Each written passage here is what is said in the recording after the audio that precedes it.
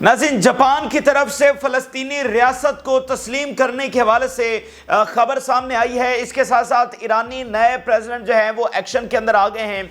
उन्होंने एक हंगामी कॉल की है फ़लस्तीनी लीडर्स को, और उसके बाद हंगामी कॉल की है यमन के लीडर्स को, और एक स्पेशल डेलीगेशन जो है वो रशिया के लिए रवाना किया है। तो इजराइल इसके ऊपर देख रहा है कि भाई हुआ क्या है कि अचानक ईरानी सदर ने बहुत सारे एक्शंस एक साथ ले लिए हैं। तो यमन और हमास से क्या बात हुई है ये भी आपके सामने रखेंगे। और जो नाज़रीन ट्रंप वाला मामला है उसके ऊपर बहुत सारी चीज़ें सामने आई हैं, और ख़बर ये है, बहुत बड़ी खबर है कि ट्रंप के बाद इलोन मस्क ने कहा है कि उसके ऊपर खुफिया कातलाना हमला हुआ है। जी हाँ, इलोन मस्क के ऊपर कातलाना हमला हुआ है, और इलोन मस्क का बहुत ज़्यादा ताल्लुक है फ़लस्तीन जंग के साथ, बहुत ज़्यादा ताल्लुक है इजरायली लॉबी के खिलाफ जो एक जिद्दोजहद जारी है। तो इलोन मस्क के ऊपर हमला होना, और उसने यह भी बताया है कि गजा की जंग छिड़ने के बाद उसके ऊपर कातलाना हमला हुआ है, और 2 मरतबा उसके ऊपर अटैक किया गया खुफिया तौर पर। तो वहां पर एक हैजान बरपा है अमेरिका के अंदर कि ये हो क्या रहा है, और चाइना और नेटो आमने सामने आ गए हैं। चाइना ने संगीन नताज की नेटो को धमकी दे दी है, और नेटो जो है वो चाइना के एसेट्स को सीज करने जा रहा है। ये बहुत बड़ी एस्केलेशन है, और हमें हर रोज़ है वो एक ग्लोबल वॉर की तरफ चीज़ें लेकर जा रही हैं। तो बड़े अहम हक़ाइक़ हैं, दुनिया बड़े नाजुक टाइम से गुजर रही है, मिडल ईस्ट बड़े नाजुक टाइम से गुजर रहा है। ये सारे अहम हक़ाइक़ आपके साथ शेयर करेंगे। जिन लोगों ने चैनल को सब्सक्राइब नहीं किया उनसे रिक्वेस्ट करेंगे कि चैनल को ज़रूर सब्सक्राइब कर लें ताकि हर आने वाली वीडियो आप तक पहुँच सके। नाज़रीन, फ़लस्तीन तनाज़े की ये फैसला कुन जंग जारी है। किसने सोचा था कि जब बरतानिया ज़मीन दे रहा है इसराइल को और वहाँ पर एक इजरायली रियासत बनने जा रही है, तो किसने ये सोचा था कि ठीक 100 साल के बाद दुनिया इस तनाज़े की वजह से एक आलमी जंग के दहाने पर खड़ी हो गई। यानी वो रियासत जो एक आलमी जंग के नतीजे की सूरत में वजूद में आई नाजायज़ तौर पर, किसने सोचा था कि यही वो चीज़ होगी जो असल में पूरी दुनिया को एक और आलमी जंग की तरफ लेकर जाएगी। तो दुनिया में कोई ऐसा कॉन्फ्लिक्ट की मिसाल नहीं मिलती है जिस तरह के ये फ़लस्तीन का तनाज़ा है जो पिछले 100 सालों से मुसलसल जारी है, और आज ये इब्लीसी फितने की वजह से दुनिया जो है वो एक आलमी जंग के दहाने के ऊपर पहुंच चुकी है। अच्छा, इजराइल ने 1917 से फ़लस्तीन को मुकम्मल तौर पर वहाँ से ख़त्म करने की जो है ना आगाज़ किया 1917 से, यानी फ़लस्तीनी लोगों को मुकम्मल खात्मे का उन्होंने ये एथनिक क्लिनजिंग शुरू की और उनकी ज़मीनों को हथियाने की, और आज इसको 100 साल से ज़्यादा अरसा गुजर गया है, और बहुत सारे फेजेस आए, वो ज़मीनों के ऊपर कब्जा करते गए, फ़लस्तीनियों को मुहाजिर बनाते गए, ये सिलसिला चलता रहा। अब 7 अक्टूबर को जब यह मामला हुआ तो इजराइल ने कहा, जिसकी वो पहले से तैयारी तो कर रहे थे, लेकिन उन्होंने इसमें सोचा कि अब यही वक्त है कि हम गजा और वेस्ट बैंक को मुकम्मल अपने कब्जे में ले लें। तो उन्होंने जंग तो इस अंदाज में शुरू की थी, और ये उनके अंदरूनी गोल से वज़ारी तौर पर तो वो कहते थे कि हमने हमास को ख़त्म करना है, लेकिन फिर बाद में आप देखें कि उनके बयान ऑन रिकॉर्ड आए हैं, और इस वक्त इसराइल की ये स्टेटेड पॉलिसी है कि हमने कोई फ़लस्तीनी रियासत जो है वो यहाँ पर नहीं बनने देनी है। फिर उन्होंने सारी दौलत अपनी इस्तेमाल की, सारा मीडिया इस्तेमाल किया, सारे मीन्स दुनिया के रिसोर्सेज इस्तेमाल किए कि फ़लस्तीनी कॉज को मुकम्मल तौर पर इरेडिकेट किया जाए और फ़लस्तीनियों को यहाँ से हमेशा हमेशा के लिए बेदखल कर दिया जाए। लेकिन ये जंग टोटल इसराइल के खिलाफ गई है, और ये जंग उल्टा इसराइल के खात्मे की अब जंग बन चुकी है, क्योंकि फ़लस्तीन को तो वो सफा हस्ती से मिटाना चाहते थे। वो चाहते थे कि फ़लस्तीन का नाम लेने वाला कोई ना हो, लेकिन इसमें एक तो मिलिट्री उनको शिकस्त हुई, दूसरी तरफ जो बयानी की शिकस्त है, जो डिप्लोमेटिक शिकस्त है, वो उनकी बहुत बड़ी हुई है, जहां वो फ़लस्तीन को इरेज करने की कोशिश कर रहे थे। और आप देखें कि उन्होंने मुसलमानों के सरकर्दा लीडर ममालिक को कितना कंट्रोल किया हुआ था कि वो भी फ़लस्तीन की कोई बात नहीं कर रहे थे, और अभी तक उन्होंने कोई एक्शन नहीं लिया। तो वो फ़लस्तीन को मुकम्मल तौर पर सफास्ती, यानी इसका कोई नाम लेने वाला भी ना हो, ठीक है। जैसे वो अपनी किताबों में पढ़ाते हैं कि there was a land with know people and there were people with no land, तो इसलिए हम यहां पर आ गए, यहां पर कोई फ़लस्तीन वगैरह नहीं था, ये एक बंजर ज़मीन थी। तो ये वो चाहते थे, लेकिन ये जंग हर लिहाज से उनके उल्टा गई है, और असल में ये फ़लस्तीन की मुकम्मल आज़ादी का मार्का बन चुका है हर लिहाज से। और रिकग्निशन जो हुई है फ़लस्तीन की वो बहुत बड़ी है, बहुत बड़ी डेवलपमेंट है, और ये सारी रिकग्निशन इसराइल के एलाइज की तरफ से, और जिसमें अब जापान की तरफ से डेवलपमेंट सामने आ रही है। जापान इस वक्त कंसिडर कर रहा है फ़लस्तीन को तस्लीम करने की। अब फ़लस्तीन को तस्लीम करने से अगर जापान करता है तो एक तो बहुत बड़ा इत्तेहादी है जापान, तो जापान के रिकग्नाइज करने से फ़लस्तीन आज़ाद तो नहीं होगा, लेकिन دیکھیں ہر محاذ کا اپنی اپنی اہمیت ہے، اور یہ جو ریکگنائز کرنا ہے اتنی بڑی پاورز کا، اس کی بہت اہم جو ہے نا اس کے امپیکٹس ہیں۔ اگر اس کے امپیکٹ نہ ہوتے تو اسرائیل اتنا آگ بگولا کیوں ہوتا ان ریاستوں کے اوپر، ان یورپی اتحادیوں کے اوپر جنہوں نے فلسطین کو ریکگنائز کیا؟ کیونکہ وہ سمجھتا ہے کہ اس کی اہمیت کیا ہے۔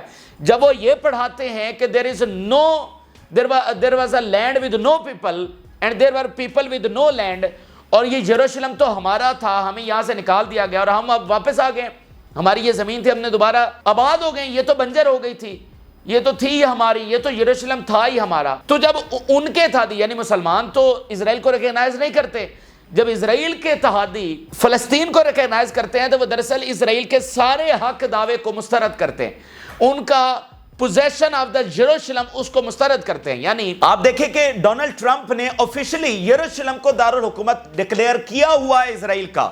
اس وقت دارالحکومت تل ابیب ہے، وہ یروشلم کو بنانا چاہتے ہیں اپنا دارالحکومت، اور امریکہ نے دارالحکومت مانا ہوا ہے یروشلم کو، ٹھیک ہے۔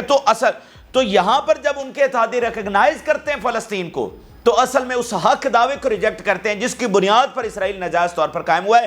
تو اس لیے اس کے بہت گہرے امپیکٹس ہیں، اور جاپان میں اس وقت مظاہرے ہو رہے ہیں، لوگ سڑکوں کے اوپر نکلے ہوئے ہیں۔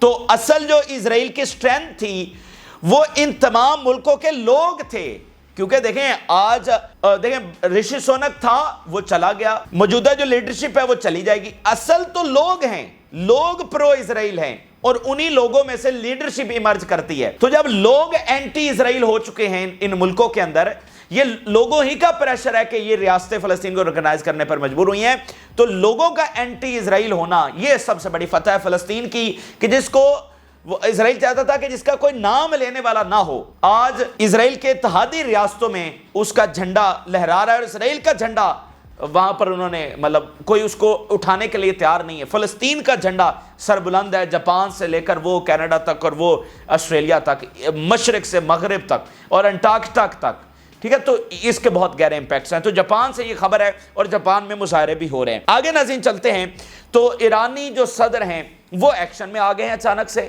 اور پس پردہ تو ہم آپ کو بتا ہی رہے ہیں، حسن نصر اللہ کو خط لکھا گیا، حسن نصر اللہ کا جواب، ایرانی صدر نے کہا تیار ہیں، فوجیں بھی بھیجیں گے، مکمل سپورٹ ہے۔ لیکن اب ان کی بڑی اہم کمیونیکیشن ہوئی ہے اسماعیل ہانیہ کے ساتھ اور یمنی جو لیڈرز ہیں ان کے ساتھ۔ ان میں سے کچھ باتیں جو سامنے آئی ہیں وہ آپ کے سامنے رکھتے ہیں، لیکن اس کا مدعا یہی ہے کہ جو موجودہ صورتحال ڈیولپ ہو گئی ہے، چونکہ اب ایرانی صدر باقاعدہ آفس کو سنبھالنے والے ہیں، تو آگے جو بھی ان کی صورتحال، جو بھی پالیسیز ہیں، ایکشن اب کرنا ہے۔ دیکھیں بڑے نازک ٹائم کے اوپر آپ کھڑے ہوئے نا، کسی بھی وقت لیبنان کی جنگ چھڑ سکتی ہے، معاہدہ ہو نہیں رہا ہے، تو معاملات کس طرف جائیں گے؟ ایران کہہ رہا ہے کہ ہم بھی جنگ میں ہوں گے، اگر لیبنان کی جنگ شروع ہوئی تو بہت ساری چیزیں ہیں جس کے اوپر ہنگامی اقدامات اٹھانے ہیں۔ Head of the political bureau Ismail Haniyeh calls Iranian President Masoud Pezeshkian stressed that Islamic Republic will not leave the Palestinian people alone and his government will put the Palestinian issue at the top of its priorities۔ جو فلسطین cause ہے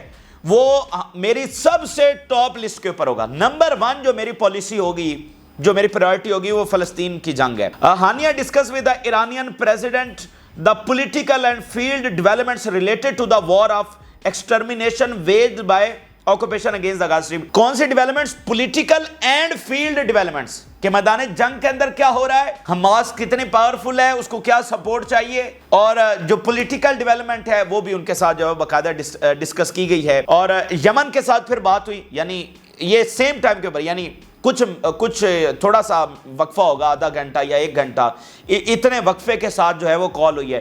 اسماعیل ہانیہ سے بات کرنے کے بعد انہوں نے یمن کے جو سربراہ ان سے بات کی۔ Chairman of the supreme political council made a call to the president of the Iranian Republic congratulating him on his victory in the elections and gaining the trust of the people۔ Iranian President Pezeshkian praised the courageous decision of the Yemeni leadership and people to support the Palestinian people۔ The Iranian president stressed that the commonalities between Yemen and Iran are deep rooted and expressed his aspiration during his stage for more relations between the two countries۔ ایک تو انہوں نے سراہا کہ جو یمن کی position ہے فلسطین کاز کے لیے، جو مکمل ملٹری سپورٹ ہے، جو ایک پولیٹیکل سپورٹ ہے، اس کو ایرانی صدر نے سراہا ہے اور کہا ہے کہ یہ سپورٹ جو ہے وہ فلسطین کے لیے جاری رکھی جائے۔ اور پھر انہوں نے کہا کہ ایران اور یمن کے جو تعلقات ہیں وہ مزید بڑھنے چاہیے. ہمارے درمیان بہت ساری مشترکہ چیزیں ہیں, تو یہ جو تعلقات ہیں وہ ہمارے درمیان بڑھیں گے. تو اس کے ساتھ ایرانی صدر نے اور کیا کام کیا ہے کہ انہوں نے ایک اسپیشل ڈیلیگیشن جو ہے وہ روانہ کیا ہے رشیا. ٹھیک ہے, بہت ساری چیزیں وہاں پر رشیا کے ساتھ چل رہی ہیں. اور جو پیچھے میں نے آپ کو بیان رکھا تھا, ایرانی صدر نے کہا کہ we are ready to cooperate with Russia and China for new world order. ہم نئے ورلڈ آرڈر کے لیے تیار ہیں چائنا اور رشیا کے ساتھ کام کرنے کے لیے. تو اسپیشل ڈیلیگیشن جو ہے وہاں پر بھیجا گیا ہے. تو بہت ساری ڈیولپمنٹس اب آپ کو ایران سے نظر آئیں گی. وہ جو ایک تھوڑا سا گیپ آ گیا تھا لیڈرشپ کی وجہ سے, اب آپ کو جو ہے وہ ایران مزید ایکشن میں نظر آئے گا. اب ذرا خبر شیئر کرتے ہیں ویسٹ بینک سے. ناظرین, ویسٹ بینک میں جو بڑا زبردست آپریشن ہوا ہے, یروشلم میں جنگجو گھسے ہیں اور اسرائیلی فوجیوں کی ہلاکتیں ہوئی ہیں, اس حوالے سے مجاہدین بریگیڈ بتا رہی ہے انٹرنل مرٹائرز یونٹ داہم declares full responsibility for the heroic double shooting and ramming operation that was carried out near the occupation city of Jerusalem at the Nir Zawi intersection. ٹھیک ہے, یہ وہ کہہ رہے ہیں کہ جو تنظیم جس یونٹ نے مجاہدین بریگیڈ کے جس انٹرنل یونٹ ایلیٹ یونٹ نے یہ آپریشن کیا, اس نے بتایا ہے اور اس نے ذمہ داری قبول کی ہے کہ یہ ہم نے آپریشن جو ہے سر انجام دیا. اگلی خبر ناظرین یہ ہے کہ اسرائیل ابھی تک اسی بات کے اوپر اڑا ہوا ہے کہ جو المواسی میں اس نے اٹیک کیا ہے. اب دیکھ رہے ہیں المواسی والا معاملہ تھما تو نہیں, ایکسس اور ریزسٹنس کہہ رہی ہے کہ اس کا بدلہ لیا جائے گا. اور یہ جو یروشلم میں جنگ جو داخل ہوئے ہیں یہ اسی کے جواب میں داخل ہوئے ہیں, المواسی کے جواب میں یروشلم میں جنگجو داخل ہوئے ہیں. اور ابھی غزہ سے بھی جنگجو داخل ہو سکتے ہیں اسرائیل میں, یہ بھی ہائی الرٹ ہے. ڈیفنس منسٹر نے تمام بارڈرز کے اوپر ہائی الرٹ جاری کیا ہوا ہے. حسن نصر اللہ نے کہا اس کا بدلہ لیں گے, تو وہاں سے بھی کوئی بڑی کاروائی, شام والی سائڈ سے بھی بڑی کاروائی, یمن عراق سے بھی بڑی کاروائی ہو سکتی ہے. تو اسرائیل کہہ رہا ہے کہ جناب ہم نے وہاں پر حماس کے لیڈر کو نشانہ بنایا, الدیف کو. Chief of the staff Hamas is trying to hide the results of the attempt to assassinate Mohammed Deif. اس کا آرمی چیف کہہ رہا ہے کہ حماس چھپانے کی کوشش کر رہی ہے کہ ہم نے محمد دیف کو نشانہ بنایا. اب اس کے اوپر تجزیہ کار یہ کہہ رہے ہیں کہ آپ ذرا لینگویج چیک کریں آرمی چیف کی. وہ یہ کہہ رہے ہیں اٹیمپٹ ٹو اسیسینیٹ, اس کا مطلب اسرائیل خود اس بات میں شور ہے کہ محمد دیف کو کچھ نہیں ہوا. اگر آپ نے ان کو شہید کر دیا تو کہیں کہ آپ نے شہید کر دیا ہے. یہ کہ attempt to assassinate, یعنی آپ بھی یہ بات کر رہے ہیں کہ آپ نے ان کو assassinate تو نہیں کیا, اب آپ اس بات کے اوپر آ گئے ہیں کہ وہ وہاں پر تھے اس لیے ہم نے جا کر اٹیک کیا. تو یہ تو بات مطلب اس بات کا اب کیسے ثبوت سامنے آئے گا کہ وہ وہاں پر تھے یا نہیں. دوسری بات, وہ تھے یا نہیں, آپ کو حق کس نے دیا یہ حملہ کرنے کا, آپ کو اس زمین کے اوپر آنے کا حق کس نے دیا. اور الجزیرہ کے اوپر حماس کے ترجمان یہ بات کر رہے تھے, انہوں نے کہا یہ کتنی یوزلیس چیزیں ہیں کہ ہم اس چیز کے اوپر بحث کر رہے ہیں کہ اسرائیل نے یہ کہا کہ اس نے المواسی کے اوپر اس لیے اٹیک کیا کہ وہاں پر لیڈر تھا حماس کا. یہ کتنا یوزلیس ہے, ہم کتنا ٹائم ویسٹ کر رہے ہیں کہ ہم اسرائیل کے اس دعوے کو ڈسکس بھی کر رہے ہیں. جو 1,86,000 شہید ہوئے ہیں ان کی جسٹیفیکیشن ہے کوئی کہ یہ اس کی جسٹیفیکیشن وہ دے رہا ہے کہ ہم نے حماس کے, تو 1,86,000 کو بھی حماس کے لیڈرز کی وجہ سے نشانہ بنایا گیا. تو اسرائیل کا پتہ نہیں ہے ہمیں کہ وہ کیا کرتا ہے, وہ کیسے جھوٹ بولتا ہے, وہ ایک پروپیگنڈا مشینری ہے, تو اس سے کوئی فرق نہیں پڑتا. اور میں کہتا ہوں بھائی وہاں پر 10 لیڈر پیچھے بیٹھے ہوئے ہیں محمد دیف کے پیچھے. یہ حماس ایک بڑی مختلف آرگنائزیشن ہے, اس کے پیچھے لیڈرشپ تیار بیٹھی ہوتی ہے, کمانڈر کے جانے سے ان کو فرق نہیں پڑتا ہے. آپ نے اٹیک کیا, آپ نے معصوموں کے اوپر اٹیک کیا, اور جو 9 مہینوں سے آپ کر رہے ہیں اس کی کیا جسٹیفیکیشن ہے, اور جو آپ 100 سالوں سے کر رہے ہیں اس کی کیا جسٹیفیکیشن ہے. تو اس لیے اس نحوست کو اور اس تماشے کو اب ختم ہونا ہوگا. ٹھیک ہے, یہ جو ظلم اپنی حد قدرت کی ریڈ لائن جس کو میں کہہ رہا ہوں کہ وہ پار کر چکا ہے, اس لیے اب قدرت بھی انٹروین کرنا ہوگا.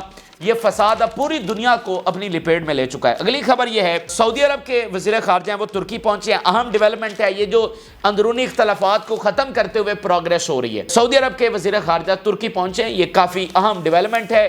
اور آپ کو پتہ ہے جو ایک اندرونی اختلافات کو بھلا کر آگے بڑھا جا رہا ہے چین اور روس کی مدد سے, تو یہ بڑی بات ہے. لیکن یہیں پر ترکی کے وزیر خارجہ کا بیان سامنے آیا, اس نے کہا نتن یاہو کا جنگ روکنے کا کوئی ارادہ نہیں ہے.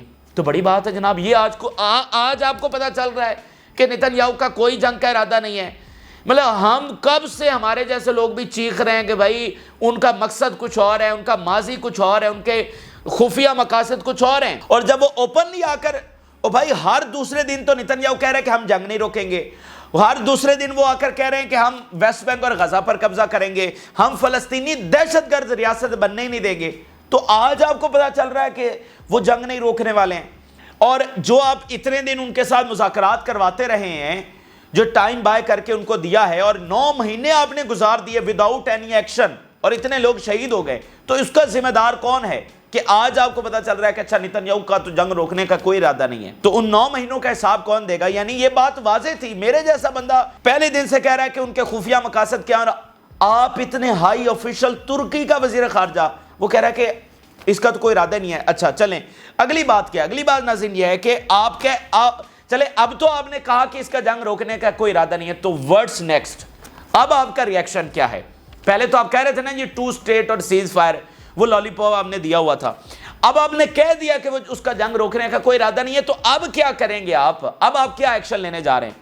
اور ناظرین ذرا اس کے اوپر غور کریے کہ اسرائیل جنگ نہیں روکنے جا رہا، تو اس کا نتیجہ کیا نکلے گا؟ یہ بات پھر کہاں تک جائے گی؟ کیا یہ بات وہیں تک نہیں جائے گی جو ہم آپ کو کہہ رہے ہیں کہ حق و باطل کا سب سے بڑا مارکا مڈل ایسٹ میں چھڑنے جا رہا ہے، جو ہم آپ کو کہہ رہے ہیں کہ مڈل ایسٹ عالمی جنگ کا سب سے بڑا میدان بننے جا رہا ہے؟ بھائی اگر آپ جنگ نہیں روک رہے تو حزب اللہ سے جنگ کرنے جا رہے ہیں، تو حزب اللہ سے جنگ ہوگی تو آپ کو پتا ہے اس کے بعد پھر کیا ہوگا، تو وہی سارا کچھ نہیں ہو رہا، اب آپ اپنے منہ سے تسلیم کر رہے ہیں کہ ہاں میں کتنی، یعنی آپ اس کو جتنا مرضی ڈیلے کر لیں، 2 مہینے 6 مہینے سال، جنگ تو نہیں رک رہی، تو اس کا نتیجہ کیا نکلے گا؟ اس کا نتیجہ وہی گلوبل وار نکلے گا یہاں سے، ٹھیک ہے؟ یہ آپ اس کو بھول جائیں۔ میں تو یہ بھی بات کرتا ہوں کہ اگر آپ ایک عارضی جنگ بندی کروانے میں کامیاب بھی ہو گئے تو بھی آپ اس جنگ کو، جس کے بارے میں ہم بات کر رہے ہیں کہ مڈل ایسٹ ایک فیصلہ کن جنگ کا میدان جنگ بنے گا، آپ اس جنگ کو ٹال نہیں سکتے ہیں۔ وہ کون سا آپ کو جسٹس دینے والے ہیں، وہ کون سا آپ کو فلسطینی ریاست دینے والے ہیں جنگ بندی کے بعد؟ تو ان کا ظلم تو جاری رہے گا، آپ کو کون سا فلسطینی ریاست ملے گی؟ تو آپ کو اپنی آزادی کے لیے، اپنی ڈگنیٹی کے لیے، اپنی سوورینٹی کے لیے، اور اب جو ابلیسی طاقت اپنی ساری حدیں پار کر چکی ہے، آپ کو ایک مارکا لڑنا ہوگا۔ کیا ابھی بھی آپ کو نظر نہیں آ رہا کہ نیٹو کو کیوں بلایا جا رہا ہے، اور وہ بھی جارڈن کے اندر نیٹو کو بلایا جا رہا ہے کس مقصد کے لیے؟ تو آپ کو سمجھنا ہوگا اور جاگنا ہوگا، وگرنہ پانی تو آلریڈی سروں سے گزر چکا ہے اور آپ کے پاس راہ فرار نہیں ہے۔ آنکھیں بند کرنے سے مصیبت ٹل نہیں جاتی ہے، آنکھیں بند کرنے سے جنگ ٹل نہیں جاتی ہے، آپ کو سامنا کرنا پڑے گا۔ اچھا اگلی بات ناظرین یہ ہے کہ وائڈر کینوس کے اوپر چیزیں ڈسکس کرتے ہیں۔ سب سے پہلے تو ٹرمپ کا معاملہ ڈسکس کرتے ہیں، اور سب سے بڑی خبر آپ کے لیے لے کر آئے ہیں ناظرین۔ خبر یہ ہے کہ جو ٹرمپ کا شوٹر ہے اس کے بارے میں خبر یہ ہے کہ وہ جیوش ہے، جی ہاں جیوش ایتھنیسٹی ہے اس ٹرمپ کے شوٹر کی۔ اب مجھے بتائیے بھائی، ہم اس لیے آپ کو کہہ رہے ہیں کہ چیزیں لنک کر رہی ہیں، براہ راست یہ معاملات ہیں، اس لیے ہم برطانیہ کے الیکشن بھی آپ کو سامنے رکھتے ہیں، یورپ کے الیکشن بھی، کیونکہ یہ چیزیں لنک کرتی ہیں۔ یوکرین میں ہونے والی ڈیولپمنٹ، ساؤتھ چائنا سی میں، اور امریکہ میں تو ایک ایک چیز فلسطین کے ساتھ لنک کر رہی ہے۔ اگلی خبر سنیے، ایلون مسک نے کہا ہے، پہلی بار اس نے یہ ٹرمپ کے حملے کے بعد اس نے خود پہلی بار ریویل کیا کہ جناب اس کے اوپر قاتلانہ حملہ ہو چکا ہے، اور ایک بار نہیں 2 بار اس کو مارنے کی کوشش کی گئی ہے، اور یہ ہوا ہے پچھلے 8 مہینوں کے اندر۔ ٹائمنگ دیکھیے، یعنی جب یہ غزہ والا معاملہ شروع ہوا ہے، اور ایلون مسک کا کردار آپ کو یاد ہوگا، اس نے کہا تھا انٹرنیٹ دوں گا، پھر وہ جو فری سپیچ کا معاملہ تھا، اس کو کہا گیا تھا کہ ٹویٹر سے وہ ساری چیزیں ہٹاؤ جو اسرائیل کے خلاف ہے، تو اس نے کہا تھا نہیں ہٹاؤں گا، لیکن جو انٹرنیٹ دینے کا معاملہ تھا اس سے ایلون مسک کو پیچھے ہٹنا پڑا، اسرائیل کا اس نے وزٹ بھی کیا، تو جس نے وہ جو ہارڈ لائن فلسطین کے حق میں لی تھی اس سے تو بیک فوٹ کے اوپر آنا پڑا۔ لیکن ابھی بھی اگر آپ دیکھیں تو ٹویٹر ایک فری پلیٹ فارم آپ کے لیے ہے، لبرٹی ہے وہاں پر کہ آپ فلسطین کے پر ہونے والے مظالم کو شیئر کرتے ہیں۔ تو ایلون مسک نے اس حد تک تو سٹینڈ لیا ہوا ہے، تو ان 8 مہینوں کے اندر 2 مرتبہ ایلون مسک کے اوپر اٹیک ہو چکا ہے۔ تو اب ذرا دیکھیے کہ اصل میں ہو کیا رہا ہے۔ دیکھیں وہاں پر ایک گروپ ہے، یعنی جو اب کھل کر سامنے آ رہا ہے، یعنی اس کی سربراہی ٹرمپ کر رہا ہے، اس کے ساتھ ایلون مسک ہے، اس کے ساتھ بہت سارے جرنلسٹ ہیں، مطلب ان کے بہت فیمس جرنلسٹ ہیں، پھر عوام ظاہری بات ہے جس طرح سے کھڑی ہے، دوسری طرف بائیڈن کا ہے۔ اب وہاں پر ناظرین ایک اندرونی جدوجہد کا آغاز ہو گیا ہے۔ اب یہ آپ کے سامنے بتانا بہت ضروری ہے کہ یہ اندرونی جدوجہد جو امریکہ میں ہو رہی ہے، اس کا تعلق اسلامک ورلڈ کے ساتھ کیا ہے، اور جو ہے نا فلسطین جنگ کے ساتھ کیا ہے۔ وہاں پر ناظرین اندرونی جدوجہد یہ شروع ہوئی ہے کہ امریکہ میں جو لابی کنٹرول کرتی ہے، وہاں پر ایک ڈیپ سٹیٹ ایکسپوز ہوئی ہے کہ امریکہ کو کوئی اور چلا رہا ہے، اور اب ہم نے اس ڈیپ سٹیٹ کو ختم کرنا ہے۔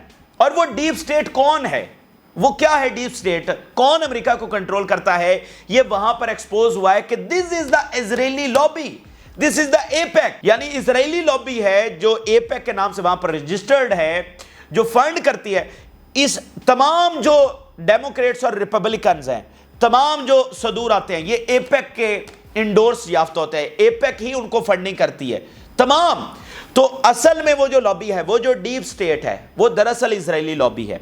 तो इलोन मस्क, ट्रंप, हालांकि ट्रंप प्रो इजराइल है, लेकिन अब वो बात ऐसी खराब हो गई है कि डीप स्टेट के खिलाफ लड़ाई शुरू। अब यही डीप स्टेट जो है वो यूक्रेन वाली जंग भी तो छेड़कर बैठी हुई है। तो ट्रंप का बयानिया यह है कि मैंने जंगों को रोकना है और इमिग्रेशन को रोकना है, और बाइडेन जो है वो इन दोनों चीजों को परवान चढ़ा रहा है, यानी वो यूक्रेन की जंग और नेटो का सारा मामला। तो अब हुआ यह है कि देखिए गजा की जंग के बाद वहां पर मुजाहरे हुए, यूनिवर्सिटी कैंपसेस के अंदर मुजाहरे हुए, उनके ऊपर क्रैकडाउन हुआ। तो पहली बार वहां पर यह ओपन डिस्कशन हुआ कि अच्छा अमेरिका को कंट्रोल ये इजराइल कर रहा है, उसके कहने के ऊपर हमारे स्टूडेंट्स को मारा जा रहा है, हमारे बच्चों को मारा जा रहा है। तो अमेरिकन अवाम शदीद गुस्से में है। अब वो एक मोमेंटम वहां पर पीछे मौजूद है। अब ट्रंप की असैसिनेशन ने उस चीज को एक मुकम्मल तहरीक के अंदर बदल दिया, यानी अब अमेरिकन ने ये ठान ली है कि अब हम जो मर्जी हो जाए, ये अब हमारी आजादी का मामला बन गया है। यानी इस हद तक ये जो है ना, मतलब इसकी सेंसिटिविटी इस लेवल के ऊपर बढ़ गई है। अमेरिकन ने ये समझना शुरू कर दिया, और वो सारे जर्नलिस्ट और वो सारा एक ग्रुप, मतलब वो जो सारा ट्रंप के साथ खड़ा है, वो ओपनली ये बता रहे हैं अवाम को कि, और अवाम ये समझ रहे हैं कि भाई अब ये हमारी आजादी की जंग बन चुकी है। यानी अमेरिका को एक लॉबी कंट्रोल कर रही है, एक डीप स्टेट कंट्रोल कर रही है, और उस डीप स्टेट में सबसे ज्यादा मेजॉरिटी इजरायली लॉबी की है। यानी डेफिनेटली बाकी भी होगा उस डीप स्टेट के अंदर, लेकिन अब अगर हम कहें कि 70% वो इजरायली लॉबी है जो डीप स्टेट है। तो वो कह रहे हैं कि भाई अब हमारे पास कोई चांस नहीं है अमेरिका को बचाने का, सिवाय इसके कि हम डीप स्टेट को खत्म करें, क्योंकि ये हमें तीसरी आलमी जंग की तरफ लेकर जा रही है, और ट्रंप के साथ हमने हर साथ खड़ा होना है। इसलिए इलोन मस्क जो सियासत से दूर है, उसने पहली बार कह दिया कि मैं भी ट्रंप के साथ खड़ा हूं। पहली बार उसने बयान दे दिया, और साथ अब यह कह दिया कि मुझ पर भी अटैक हो चुका है। मामला सारा फ्री स्पीच का है, फलस्तीन का पीछे कॉज है। डेफिनेटली दूसरे भी होंगे, लेकिन जो डोमिनेटिंग कॉज है वो ये वाला है, वर्ल्ड वॉर 3 से बचना और एंटी वॉर एक बयानिया और इस डीप स्टेट का खात्मा। तो ये जिद्दोजहद, तो वहां पर अगर इजरायली लॉबी कमजोर होगी और जितना वो एक्सपोज होगी, तो उसका सारा असर तो फलस्तीन, भाई अमेरिका की मदद से ही जंग जारी है ना। तो अगर अमेरिका में ये इतनी बड़ी तब्दीली आ जाएगी इजराइल के खिलाफ, लोग इजराइल के खिलाफ हो जाएंगे, उनकी लॉबी को मात मिल जाएगी, उसकी सुबकी हो जाएगी, वो लॉबी कमजोर पड़ जाएगी, तो वो अमेरिका से कैसे प्रो इजराइल फैसले करवा सकेगी। तो ये वहां पर एक इनकलाब है। तो दुनिया में और अमेरिका के अंदर ये पैरेलल जिद्दोजहद इस वक्त शुरू हो गई है। यानी जो ईस्ट की पावर्स हैं वो जस्टिस के लिए, अपनी सोवरेनिटी और डिग्निटी के लिए इस वक्त फैसला कर चुकी है। अब ट्रंप की वजह से ये इजराइल के अंदर और ये गजा जंग की वजह से शुरू हुई, और फिर अब ये ट्रंप की असैसिनेशन की वजह से उसको बढ़ावा मिल गया, वहां अंदर एक जिद्दोजहद शुरू हो गई है। तो ये दुनिया में दोनों चीजें पैरेलल चल रही हैं, और अमेरिका चूंकि इस वक्त दुनिया का सबसे बड़ा एम्पायर है, दुनिया को कंट्रोल करता है, तो ये दोनों चीजें आपस में लिंक कर रही हैं। आप देखते हैं कि इसका नतीजा क्या निकलता है, लेकिन ये तो सर्टन है क्योंकि इजरायली लॉबी एक्सपोज हो चुकी है, तो अब उसका कंटिन्यू करना वहां पर इतना आसान नहीं होगा। और जरा दूसरी चीज देखिए, ट्रंप अगर मर जाता, अगर उसकी असैसिनेशन हो जाती, तो उसके बाद आपको पता है सदर किसने बनना था? निकी हेली ने। और निकी हेली अभी वो इजराइल का दौरा करके आई, और गजा में जाकर उसने वो जो बॉम्ब्स थे जो अमेरिकन दिए हुए थे और बाहर पड़े हुए थे, जिन्होंने फायर होना था गजा के ऊपर, उसके ऊपर क्या लिख कर आई कि किल देम ऑल। ये निकी हेली जो अमेरिकी सदर अभी इस वक्त वाइस प्रेसिडेंट है, और वो उसने सदर बनना था, और वो कहती है चाइना's बिल फॉर जंग छेड़ो, रशिया को खत्म करो, और फलस्तीन के बारे में तो उसका ये मौकफ है कि किल देम ऑल, बॉम्ब्स के ऊपर लिख कर आई है। तो फिर क्या होना था? और ये जो वाइस प्रेसिडेंट बनवाई गई है वो भी इजरायली लॉबी की वजह से ट्रंप को, और वो सारा मामला है। लेकिन अब ये कम्प्लेक्स चीजें हैं, इसके बहुत सारे डायमेंशंस हैं, लेकिन बहरहाल एक बड़े स्केल के ऊपर मैंने आपको बताया कि असल में ये अंदरूनी जिद्दोजहद है जो वहां पर इस वक्त शुरू हो चुकी है। अब मीडिया के ऊपर बहुत गुस्सा है आवाम को, जैसा कि अमेरिकी रिटायर्ड जनरल लिख रहा है, ABC news effectively blames the assassination attempt of Trump on his supporter and Trump himself, the media is not your friend. ये अमेरिकी जर्नल लिख रहा है कि एबीसी न्यूज ने कहा कि ये तो खुद ट्रंप की वजह से हुआ है, क्योंकि ट्रंप जो है वो वायलेंस बढ़ाता है और इंसाइटमेंट करता है। तो उन्होंने बताया कि ये मीडिया है, इसको कौन कंट्रोल करता है, डायरेक्टली कौन इसको चला रहा है, ठीक है। तो वो डीप स्टेट का सारा मामला। नेटो और चाइना पहली बार आमने सामने आ गए हैं, जो अभी इजलास हुआ वाशिंगटन में, उसके बाद फिर पहली बार चाइना पे नेटो ने डायरेक्ट इल्जाम लगाया, और इसके बाद अब ये एस्केलेशन बढ़ती चली जा रही है। ये आप देखिए, NATO discuss रीक्लेमिंग Chinese owned infrastructure एमिड Russia conflict concerns. उसके जो एसेट्स हैं यूरोप में, उसको फ्रीज करने का सोच रहा है। नेटो, ये बहुत बड़ी बात होने वाली है। चाइना का बड़ा सख्त रद्द-ए-अमल आया। China tales NATO not to create chaos in Asia and rejects label of enabler of Russia Ukraine war. एक तो उन्होंने एशिया में एंट्री के ऊपर कहा है कि यहां पर आने की गलती ना करो, यहां पर chaos ना फैलाओ, यहां पर बदअमनी ना फैलाओ, ये तुम्हारी बहुत बड़ी गलती होगी, यहां पर आने की कोशिश ना करना।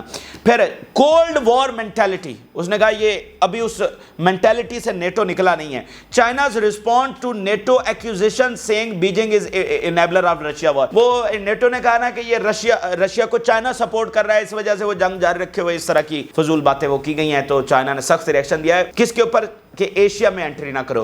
तो ये बहुत सारी चीजें हैं, ये इस वक्त की अहम तरीन और डेवलपमेंट्स हैं, आपके साथ शेयर की। आप अपनी राय जरूर आगाह करें। जिन लोगों ने चैनल को सब्सक्राइब नहीं किया, उससे रिक्वेस्ट करेंगे कि चैनल को जरूर सब्सक्राइब कर लें ताकि हर आने वाली वीडियो आप तक पहुंच सके। इजाजत दीजिए, अल्लाह हाफ़िज़।